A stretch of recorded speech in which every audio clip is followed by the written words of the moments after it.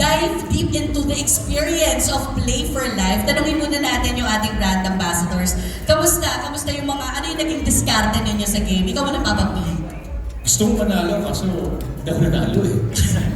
I tried to be practical by not getting, by staying liquid, half liquid, and then for safety, we're just looking. It's nice. It's a good way to actually stay engaged, and also, you know, the information that you're gonna get, of course, when you're trying to shop for funds or accounts. What do you call it? Mutual funds? For your life choices, di ba? With Playing for Life, ang dami mong choices na makikita. And yun nga, may strategy ka, you know. Depends on how practical you are or how aggressive you are. Who won? Oh, syempre! Buti na lang dito to. Oo nga. Ang galing po, no, na that Sun Life came up with this parang new approach pagdating sa advocating financial literacy and of course financial planning. Kasi I think for some of us, including myself, parang pag sinabing financial literacy or planning, parang overwhelming love and parang nakaka-intimidate. But ginawa nilang game so mas engaging, mas fun, di ba lang? Sabi ko nga lang, ito parang in a way, meron ka rin parang it's influential also sa mga life choices mo, parang siyang simulation, no, ng pag-manage ng finances mo. So, ang galing po ng sana. Cute. Thank you so much, Shara.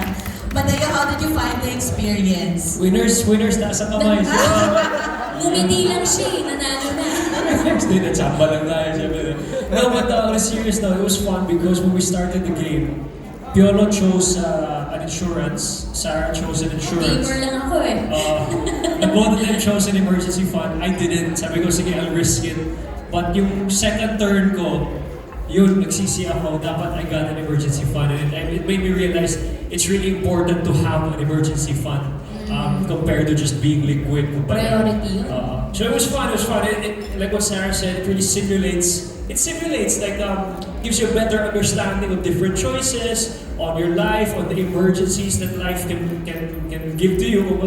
So, yun, masaya. Nanalo tayo. Gusto ko na yun yung sandwich ng statement ni Mateo. Pero for Carla naman, kasi we're talking about life choices, yung mga biglaang gastos na hindi natin ina-expect. Of course, critical illness is always one of those things that we need to look out for. How exactly does insurance help? Actually, Len, sa buhay naman ayaw natin na mangyari yun, di ba? In fact, critical illness, sometimes you just hear our friends or family members suffer from it. And it's unfortunate because sometimes you also don't have enough money to pay for treatment. Now, and this is where critical insurance can actually come in. Kasi yung critical insurance plan actually, what it can help is to pay for treatment. So, and what's nice about the critical insurance plan is it doesn't limit you kung saan mo gusto magpagamot. Kahit sa ang hospital na gusto mo. Because like for example, Sun Fit and Well, it's a life insurance, critical illness insurance policy of Sun Life wherein we provide the insured a lump sum benefit upon diagnosis of a critical illness. Now that lump sum amount, the insured can actually use it for treatment. Or kung meron namang HMO, pwede nilang gamitin din yung fund na yun for other things. Let's say for example, to set up a rehabilitation fund or a recovery fund.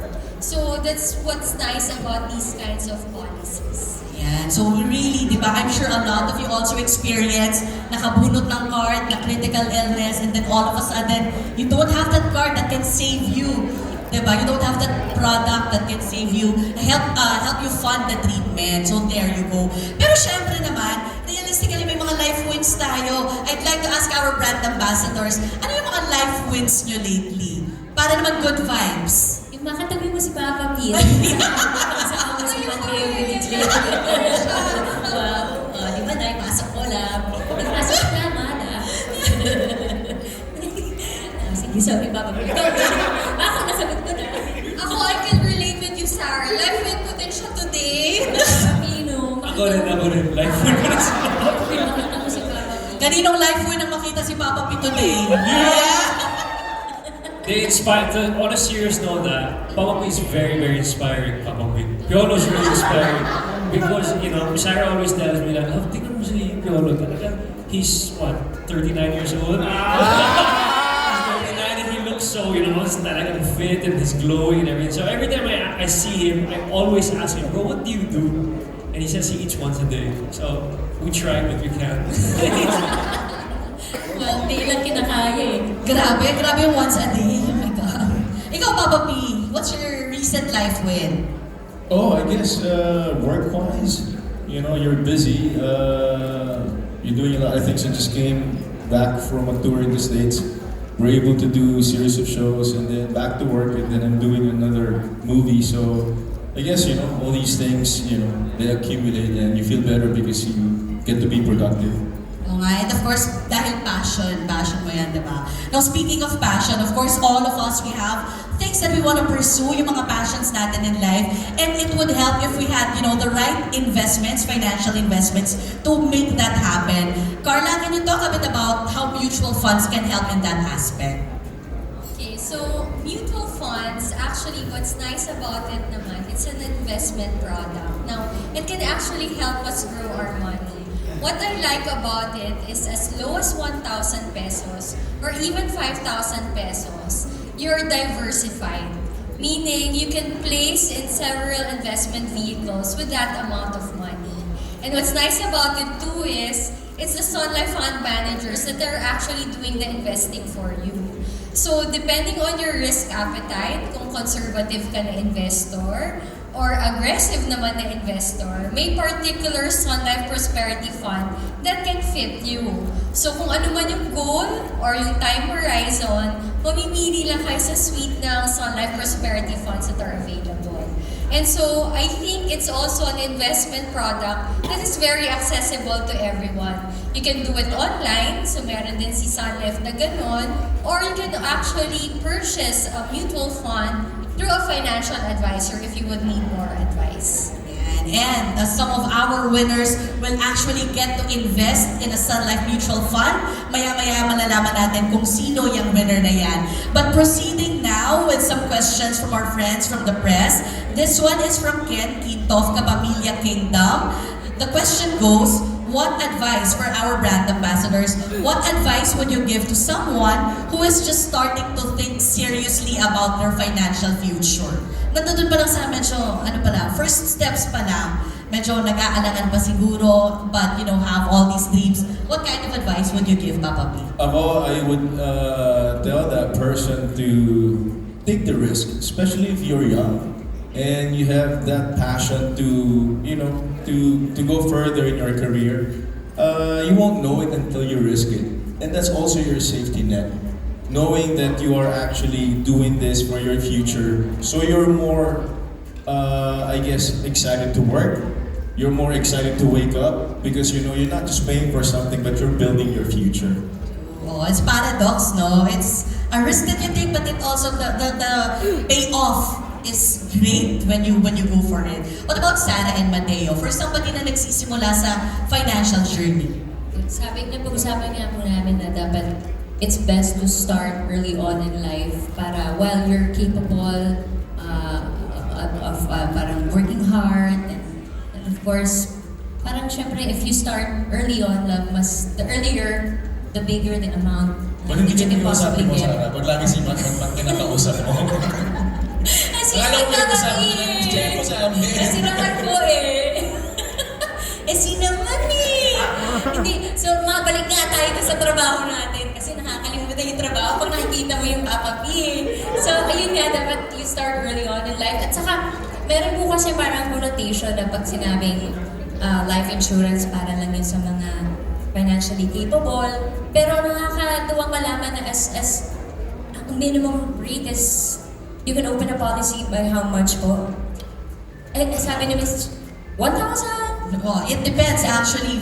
For example, I have a term insurance that's just 500 a month. May ganon. May ganun pala po. So, ayan. Diba? We want to encourage everyone na kumuha na ng life insurance with Sun Life. Oh, doon kayo sa 129 years old company na. Diba? Oh, wow! Of course, you have to find obviously a very credible company, like what you said, 100 plus years. And like what Sarah said, it's very intimidating at first. You know, how much you have, do I have that much to invest, etc. But what's really good about Sun Life is that you get to talk to a very credible, knowledgeable advisor who can really guide you along the way. When I started more than 5 years ago, diba, with Sun Life, I was very confused of how do I start? What policy do I get first? And they guided me. They said, Mateo, this is the first one. If you want to have, you want to have a longer term investment, what kind of appetite you have, etc. And now that I got another policy just a few months ago, now that I'm a married man, I would ask again my advisor, what do you think best fits? What policy best fits my lifestyle now and where I want to go? So I told him what my dreams, my goals, etc. for me, my wife, and they advised us on what policy to get. Kasi it's a very personal di ba? Nakasalalay dyan talaga yung goals mo for the future. So on that note, a very quick fireside chat lang tayo. I'd like to close with Carla by asking if you would advise, along those lines din, somebody na nagsisimula sa financial journey, what particular financial instruments would you advise for them to get? Actually, it depends talaga, Len, eh. But for me, I think the best financial product is a financial product that is actually something that you thought about, that is meant to achieve the goal that you want. So if, for example, your goal is to ensure that your family will be able to persist as far as their future is concerned, then life insurance is the product for you. But if, for example, you think naman na, I need to keep on working, I need to be healthy because my family is actually depending on my income and hindi, kumbaga, bawal magkasakit, di ba? Then critical insurance now is the product for you. But if, for example, you have another goal, let's say the goal is probably to save up and invest for a down payment for a particular property, then maybe a mutual fund product is for you. That's why it's really very important, as Matt said a while ago, to find a trusted financial advisor so that financial advisor can actually help you get into those kinds of details. Kasi yung mga detalye na yun naman ang magtutulong sa'yo maging porsigido to ensure na makamit mo yung goal na yun. And that particular financial advisor also will ensure that you keep committed to that particular goal. So kumbaga, the financial product is just the vehicle for us to be able to actually achieve our dreams. Okay, there you go. Ayan na, kasi parang, guys, usually for friends in the media, FYI, we get a lot of questions on the Sun Life Facebook page. Ang tanong kaagad, HM. How much? But it's not a question. It's not a question that we can answer immediately because it really depends on what your needs are, and that will also influence what product you will have to get. Ayan, okay. So, I think we have a bit more time. So, one more question. Okay. Sige, babalikan ko lang ang aking keyboards. There you go. Let me ask this question from Von Belinario of One News Philippines. Question for our brand ambassadors. When you were just starting in the industry, what was your first or most memorable investment nung baguhan pa lang kayo sa industry? Pinaglaanan ng funds. Yan. Ako po, kami ng family ko, yung building our own house. Yan, at saka aircon. Yan, aircon. Kasi ang init-init dun sa apartment mo namin before. So talaga, great investment yun. Of course, kasi yung rest is very important.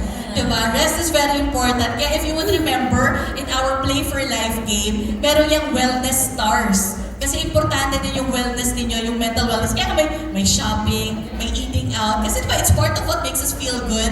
And we shouldn't say no to that just because we're trying to save for something in the future. Ayan. So, what about you, Papa P?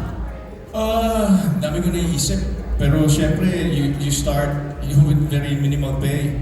So I really saved up. I didn't spend, I didn't get a loan until I had enough money to get us a a small house for the family. Even if I didn't have enough money, I loaned in the bank. Pero I had to make sure that I had enough to pay for it, you know, in such a time that I could afford. So it's still practical, but you know, I made sure that we have a roof over our heads. Yung medyo long-term horizon pa rin ang tinitingnan. What about Mateo? I think a few years after I started show business, when I was able to save, I invested my first property and I was able to give a down payment for that and loan the rest. And after a few years, I was able to pay the whole amount. Kumbaga. So that was one of my proud investment moments. Talaga property, ano? Property ang Ikaw tawag ulit. mo eh. Ikaw, Carla. Ang daya! Dapat meron din kaya ka mo. Grabe, taga-tanong lang ako dito. Hindi, pero I'd like to share ha, kasi parang for those na medyo nag-aalinlangan when it comes to their financial journey, I joined Sun Life when I was already in my 30s. And at that point, I really had no idea. Sabi ko nga siguro, 6 months lang ako dito sa kumpanyang to. Then wala akong idea about insurance, investments, and all that. But then, you know, if you have bosses with the likes of Don Benji, every time bonus month kasi, ang tanungan sa office, saan ka mag-i-invest? Ayan. Saan ka mag-i-invest? Carla, our other office mates, ganun ang tanungan. So parang, saan ba ako mag-i-invest? Napaisip tuloy ako na parang okay. And it was such a good influence on me kasi I was able to build from that. And now I have how many products, how many mutual funds. Of course, probably not as much as Piolos, Saras, and Mateos. But, you know, you start somewhere. And then you grow it from there. So sabi nga nila, it's either one day or day one. So I hope if you guys don't have it yet, make your day one today. Yan. Ganda naman yun. Invest with Inflation today. It's the voice of You know, on a side note lang, sorry, I know we're pressed for time because a lot of the new generation is very tentative. So it's a good way to keep them in the office, di ba? Saan ka mag-i-invest sa next bonus mo? Kasi hintayin mo yung next salary mo. A lot of them tend to, you know, quit their jobs, you know, right away pag na ano. So magandang way yan to keep you in the company. Totoo yan. Alam mo sa totoo lang, kasi culture is very important wherever you're working. So that was one of the things. So I'm sharing this as a Sun Life employee just to show you that this is really the culture, not just for the clients, for the brand ambassadors, or something that's, you know, front-facing, but even within the company, this is the kind of culture that we try to keep even internally. Ayan. Sorry, Okay. mag-add ako. Go ahead. Nakaisip ako dahil sabi ni Papa P, di ba? It's also good to surround yourself with friends and family members who would actually also encourage you to do the same. So okay naman din yung shopping, eating out, paminsan-minsan. Pero not to the point naman na wala na natitira for savings and investing. So it's really good also to have good influence within your circle. Okay. And there you go. Ladies and gentlemen, thank you so much, our brand ambassadors, and of course, Carla, for